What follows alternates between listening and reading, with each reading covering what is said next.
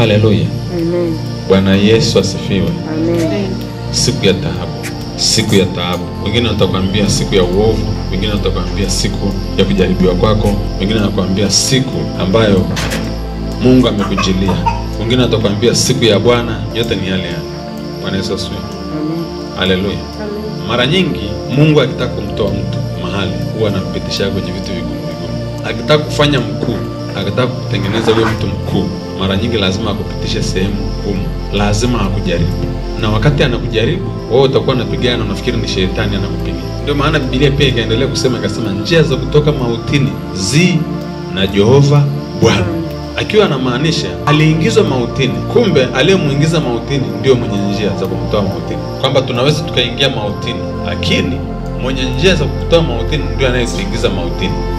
Kwa siku zote tunapokuwa katika tension, tunapokuwa katika vitu vigumu, tunapokuwa katika namna usiyejielewa, ala hujui kesho yako, hujui unaelekea wapi, una direction namna gani, hauna future, hauna direction, hauoni mbele, hauoni nyuma ulikotokea. Sio kwamba Mungu amekuja kukuangamiza. Saa nyingine kabisa sio shetani, ni Mungu amekusudia kukaa hapa.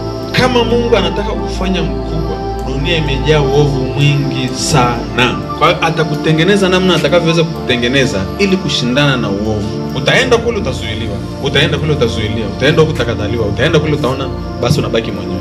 Kumbe it is a way of separating you. Ni njia ya kutenga wewe ili ya kutengeneze vizuri. When you are rejected, ukiona umekataliwa, jua kuna kitu Mungu amekileta cha kutengeneza wewe.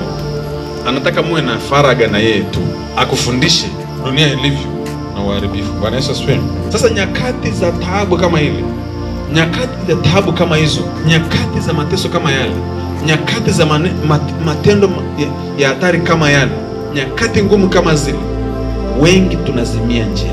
Kumbe ni nyakati za kujiliwa, lakini sisi tukasahau, tukalia maumivu, tukaacha, na wengine tukasema, tukakiri mbele za tukasema tunaacha na imani. Kama mambo ni magumu kama haya tunaacha na imani. Lakini kama ni mtu ambaye unamsikia Mungu, atakuja utamsikia sauti yake anaambia usiogope. Maana yake kila siku inapoamka Mungu anasemaga neno, anamwambiaga mwanadamu usiogope. Limeandikwa hivyo. Kila siku kuna neno linatoka kwa Mungu anasema usiogope. Kwa sababu anajua dunia inatisha, mambo mengi yanatisha. Kumbe kuna nyakati za kupita katika mambo magumu kwa ajili ya kuimarisha kuwa mtu mkubwa. Hakuna utukufu pasipo mateso. Yesu wakati anaenda kuchukua msalaba, haukuwa kazi rahisi. Ilikuwa kazi ngumu sana. Yeye mwenyewe mpaka anafika sehemu anabadilika. Lakini leo kanisa la leo atufundisha haya mambo. Atuambie watu wavumilie mateso. Atuambie watu wakubali kupikwa, wakubali kuchemshwa. Hata manabii wa kale ambao sio kanisa la leo, ni manabii wa kale ambao sio agano la tembelea, walipita magumu alafu wakapokea utukufu. Nani asemjua Danieli alitumbukiza kwenye tundu la simba, alafu baadaye akaja akawa na msaidizi kwa mfalme wa Babeli ambaye alikuwa anatawala dunia nzima. Nani asemjua Shadrach na Meshach na Abednego kwamba walipita katika mahali magumu sana, lakini baada ya pale wakainuliwa juu sana. Nani asemjua Yusufu alikaa gerezani, aliuzwa na ndugu zake, akaenda gerezani, lakini baada ya pale ni utukufu ulimjia.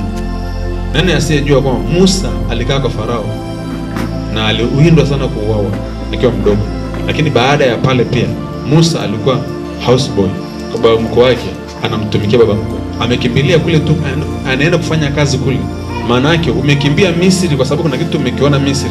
Umeona Mwibrania mwenzako ananyanyaswa, alafu ukapiga ukariact, ukaanza kuindwa na wewe kutafuta, akakimbilia. Usije kafikiri ni kazi rahisi. Wewe mnamfikiri tu alikimbilia tu, aliamua tena kuishi kwa baba mkwe tu. Alianza kuindwa huko, akaenda kujificha kwa baba mkwe. Ile kujificha kule, inabidi sasa ajivue ule utu alionao, aanze kufuga. Tunamzungumza Musa, tunazungumza manabii wa kale, wa agano la kale. Lakini tukija kwenye agano letu tunamzungumza mfano sahihi kabisa ni Yesu. Alipitia magumu sana siku ya taabu yake. Kusema sehemu nyingine kwenye Biblia tunaambia siku ya Bwana. Siku ya Bwana maana yake siku ya Bwana inaweza ikawa ni kwa ajili yako wewe. Amekujilia wewe. Nyakati zako wewe. Majira yako wewe. Amekuja kwako specifically for you. He wanted to raise you. Anakuja kwako wewe. Kwambia twende, anakupitisha. Unamuonaga Ibrahim, unasoma baba yetu imani. Unajua kama Ibrahim naye alipitia mateso makubwa na majaribu mengi. Fedhea. Kwa wako anachukuliwa pale na mfalme, unanyamaza kimya, unafunga mdomo, useme chochote. Sio mateso, unachimba visima kwa ajili ya nini? Vinafukiwa. Watu wajua kama ni mateso. Mungu anaongea na wewe, anakupa kila kitu anaongea, lakini hakupi mtoto. Unasubiri mwaka na miaka upate. Ile ni sehemu ya kujaribu. Kwa hiyo asilimia kubwa siku ya taabu sio lazima iwe ya adui. Biblia inasema mwivi huja ili kuua, kuharibu na kuchinja na kuharibu, sio. Lakini Kristo alikuja tu na uzima kisha tunao tena. Sawa? Adui kazi yake kuja ni kuchinja na kuua na kuharibu. Hana mambo ya kuja kupitisha kwenye majaribu alafu akupitisha kwenye majaribu. Ingawa watu wengine sababu kuna majaribu ya shetani, kuna majaribu ya Mungu, kuna majaribu ya shetani na kuna jaribu na test, kuna test na jaribu. Shetani akikujaribu anataka uangamie, anataka akuue. Na test yake maana yake amekuwekea trap, is a trap. To devil is a trap, wanakutega wewe. Lakini kwa Mungu hakunaga trap. Kwa Mungu kuna test. Kuna siku ya taabu. Kwa hiyo lazima tufike mahali pia tukubali kwamba kama Bwana wetu alipita katika magumu akapokea utukufu, na Biblia inasema alikirimiwa jina lipitalo majina yote, akainuliwa juu sana kuliko vitu vyote. Akainuliwa, akakirimiwa jina lipitalo majina yote ili kila goti lipigwe, ambaye ni Yesu Kristo. Unataka kuja kuwa mkuu, kubali kupitishwa katika magumu ya namna ile ile. Wanasema kwa nini mwanadamu kunung'unika mtu akiadhibiwa kwa dhambi zake? Sasa hiyo sio saa nyingine Mungu anataka kupromote tu, lakini wewe utaweza kuona kwamba unaadhibiwa. Yesu akasema mtu akitaka kunifuata ajikane kwanza. Umepiga mahesabu na gharama ukajua kwamba ninamfuata Mungu, ninamfuata aliyepita mateso mengi, ninamfuata aliyejisaulisha, aliyejitoa utu na kila kitu akajisaulisha, aliyejikataa, na mimi natakiwa nijikataa. Haleluya. Kabla ya utukufu kuna kitu kinatakiwa kijibu. Ni sehemu ya kulipa gharama kwa ajili ya ukubwa tunaohitaji. Tunalipaje gharama? Ni kukubali kupita katika zile nyakati tunazokuwa nazo. Sasa nyakati zile ni nyakati za taabu. Unaishije? Unatembeaje? Ni nyakati ambazo tunahitaji rehema za Mungu sana. Ni nyakati ambazo tunahitaji rehema za Mungu sana. Tunahitaji rehema za Mungu sana. Ni nyakati ambazo tunahitaji rehema za Mungu sana. Ila tunahitaji pia kumuomba Mungu sana atupe nguvu, kwa sababu kuna ubaya unashindana na sisi. Rehema zake zisimame kwetu. Maana yake kibali chake. Unaposema rehema, haturidhii tunachokifanya, hakubaliani na sisi, haoni tunachofanya ni sahihi, kiingie kwenye mawazo yake, Lakini hapo tunahitaji nguvu ya kupita nyakati zile. Haleluya. Amen. Hata siku moja mashindano hayataacha. Mashindano ni sehemu yetu. Mashindano ni chakula chetu. Kupigana na uovu ni chakula chetu. Ndio maana Biblia ikasema watashindana lakini hawatashinda. Maana yake tumewekewa mashindano siku zote mbele yetu. Imani ni mashindano. Imani nini? Mashindano. Wale wanasema hivi, hawa wanasema hivi. Mapinga Kristo yatatokea mengi, lakini lazima tusimame, tushindane, tukubali kuwa na ufahamu, tusidanganywe, tusivurishwe na upepo huku na kule. Tunaijua kweli, tusimame katika kweli. Na kujua kweli na kusimama kwenye ukweli, kuna gharama ya kusimama kwenye ukweli, kwa sababu ukweli saa nyingine unaweza kuoa kwa ajili ya ukweli. Hakuna dunia inayopenda ukweli siku hizi.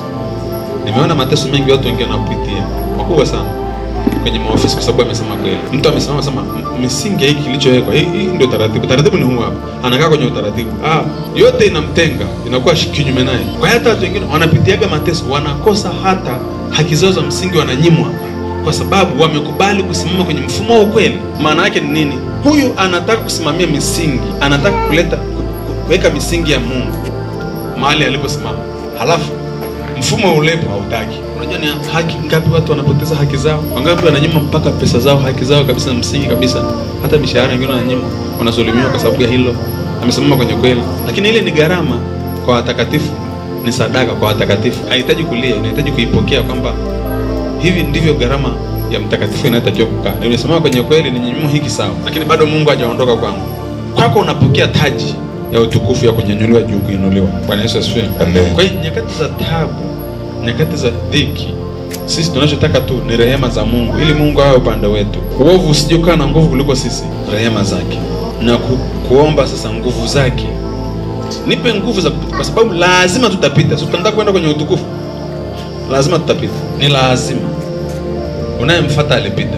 Asema Baba, ikiwezekana kikombe hiki kiniepuke, lakini mapenzi yako yatimize Bwana. Akiwa anajua kabisa nilitoka mbinguni nije nife kwa ajili ya wanadamu. Sasa mambo yamekuwa magumu kwa sababu niko kwenye mwili huu.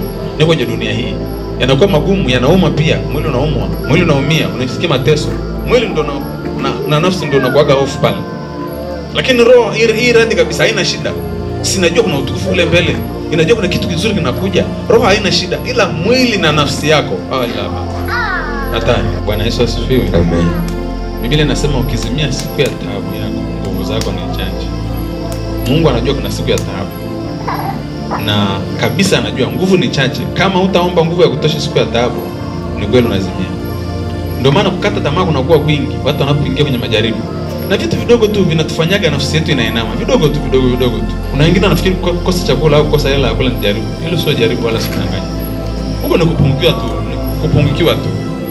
Yaani Mungu akujaribu eti akujaribu na chakula. Alafu iweje? What? So what?